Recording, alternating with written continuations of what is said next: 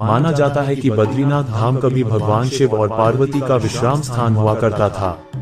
यहाँ भगवान शिव अपने परिवार के साथ रहते थे, लेकिन श्रीहरि विष्णु को ये स्थान इतना अच्छा लगा कि उन्होंने इसे प्राप्त करने के लिए योजना बनाई। पुराण कथा के अनुसार सतयुग में जब भगवान नारायण बद्रीनाथ आए तब यहाँ बदरियों यानी बेर का वन था और यहाँ भगवान शंकर अपनी अर्धांगिनी पार्वती जी के साथ मजे से रहते थे।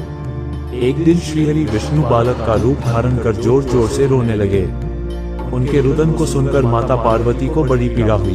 वे सोचने लगी कि इस बीहड़ वन में ये कौन बालक रो रहा है, यह आया कहाँ से और इसकी माता कहाँ है। यही सब सोचकर माता को बालक पर दया आ गई।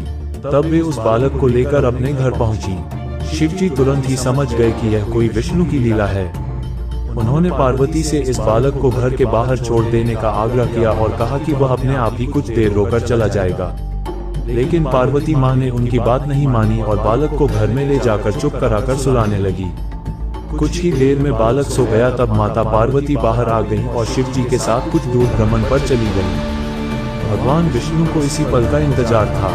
इन्होंने उठकर घर का दरवाजा बंद कर दिया। भगवान शिव और पार्वती जब घर लौटे तो द्वार अंदर से बंद था। इन्होंने जब बालक से द्वार खोलने के लिए कहा तब अंदर से भगवान विष्णु ने कहा कि अब आप भूल जाए भगवान, ये स्थान मुझे बहुत पसंद आ गया है, मुझे यहीं विश्राम करने दीजिए। अब आप यहाँ से केदारनाथ जाएं। तब से लेकर आज तक बद्रीनाथ यहाँ पर अपने भक्तों को दर्शन दे रहे हैं और भगवान शिव केदारनाथ में